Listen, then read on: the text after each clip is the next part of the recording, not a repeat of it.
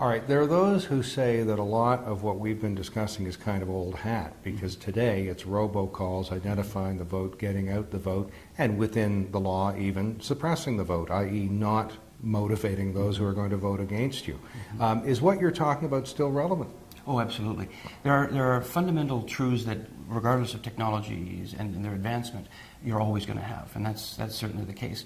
There's fundamentals of targeting your audience, identifying your audience, getting a message to that audience, and then motivating them to do something. It's very similar to what you see in the private sector. You have to identify your market, advertise to them, promote them, create that need. Why should I vote? Why should I vote for your candidate? Create that need and then get them to the store to make the sale, and that's on election day. It's getting different. It's not getting harder. It's not getting easier. But with technology, as well as the segmentation of the marketplace, where people are getting their information from, how we can reach those people, it's becoming a lot different than it was a number of years ago. But there's certain fundamental truths that will never change. All right. Well, you've led me to social media by inference anyway, if not by actual words. We've had something called the YouTube election recently. I didn't notice any big change, but we did have it. The media said we had it. We had something called the Twitter election. We even had your leader, the late Jack Layton, refer to #fail in the leaders' debate to show that he was, despite being almost in his mid-60s, he was on top of that new technology. But I looked at some of these things for both clients and as a commentator, and I couldn't see anything of any interest on Twitter. It was what even some of the most prominent journalists were having for lunch, or they were getting their hair done, or what have you. So talk to me about what is the tangible benefit of social media, because I'm not quite seeing it. Well, social media is there's a lot of stuff that's very helpful, and it can help identify your target and speak to your target, and then there's a lot of noise and a lot of junk. And what we have to do as a political party is kind of help the electorate, the voters, the marketplace, sift through all that.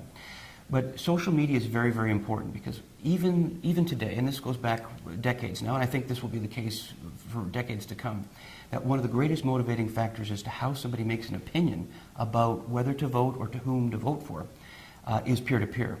And the one tool that social media brings to the toolbox for a political party is enabling our partisans, those who are already supporting, to go out themselves, not just at the But so does a coffee party.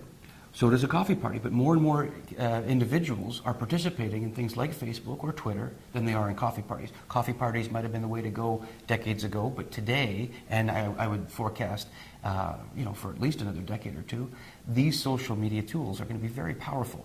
So, we tapped into that. It's a younger demographic on certain social medias, but also older individuals are also participating. Twitter is over 55 as much as it is under 25. That's right. So if you can harness that use that tool effectively. There's a lot of practitioners out there who are using these tools poorly. There's other practitioners using it very effectively. All right. Well, the reason you're here is you're a master of the art. So the first question is, at the riding level, I have a couple of volunteers. A couple of them look to be under 30, a lot younger than we are. They are willing to do something. What is it that you direct them to do? Is it YouTube clips? Is it Facebook? Is it LinkedIn? Is it Twitter? With finite resources, what are the most valuable of those tools? Well, what we've done in the past is we've given the tools for all of those things, because we're not choosing which tool is the best. If you're on Facebook, you can be an advocate for the political party through that tool. If you're on Twitter, then we give them tools for each of the social media outlets.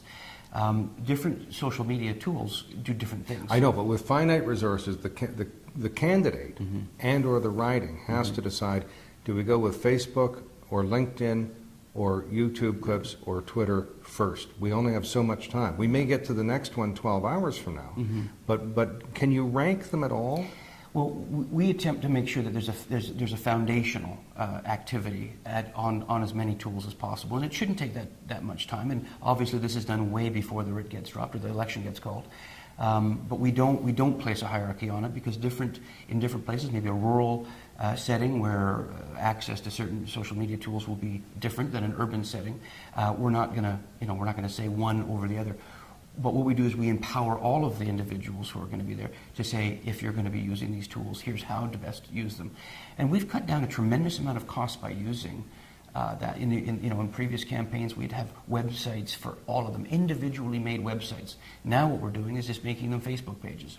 It's cheaper, it's faster, and it's easier, and it's something that the voter is already used to, using Facebook and interfacing with their friends and colleagues through that mechanism. So we've never dictated from a central campaign how people can, what people should do, but we give them the tools. If you are going to be using these, and we do encourage them to use them in the following way, because as effective as they can also be recipes for trouble. If you've seen many candidates throughout the world, but in Canada, in the Canadian context, we've seen candidates and their supporters get into trouble. Now, you mean doing something stupid on video and it goes on YouTube? Yes. But of course, that's not YouTube's fault. They did something stupid. That's right. And secondly, it was on video.